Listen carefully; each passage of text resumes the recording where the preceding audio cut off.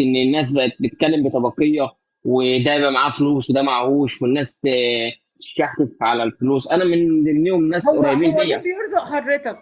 حضرتك في ربنا انهي سبحانه بلد؟ وتعالى. حلو. ربنا حضرتك سبحانه في انهي وتعالى. بلد؟ انا في دوله الكويت. حضرتك بتنزل من بيتك اسفه متوكل على رب العالمين ولا متوكل على البلد اللي انت فيها؟ لا، متوكل على ربنا سبحانه وتعالى، وفي مصر متوكل على ربنا برضه، صح ولا بس مش صح؟ ثانيه واحده. ايوه انا فاهم.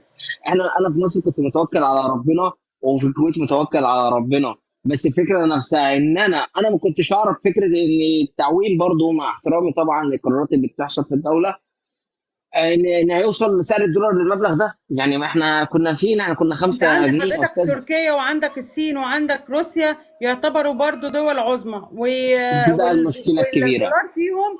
حضرتك اسمعني، والدولار فيهم العملة بتاعتهم واقعة خالص. يعني ممكن تخش تشوف ليرة التركية عاملة كام دولار، تمام؟ مم. مم. يعني وتعرف ممكن برضو حضرتك تعرف الين الياباني عامل كام دولار. حضرتك ممكن تعرف ده كلام جميل جدا اسمه من ايه اللي هو حضرتك. الروسي عامل كام انا دولار. ماشي، فكل ده الدول، كلام جميل قوي. اسمعني، كل الدول يا استاذ محمد ما بتتحسبش بالعمله دلوقتي، بتتحسب بالقدره والمصانع والصناعه والتجاره والتصدير، تمام؟ وكامل الوزير قال لك الفتره اللي جايه مجرد ما المصانع تتفتح هيبقى في تصنيع دولار. يعني ايه تصنيع دولار؟ يعني هيبتدي صادراتنا تزيد والدولار سعره يقل. احنا اللي معلي سعر الدولار لانه هو بيقل عندنا بسبب طبعا سوق السودا، وبسبب ما فيش تصنيع بنصدره. يعني ما عندناش موارد، فهو دلوقتي بيحاول يخلق موارد في السوق المحلي عشان يقلل سعر الدولار. ان شاء الله ده اللي هيتم الايام الجايه.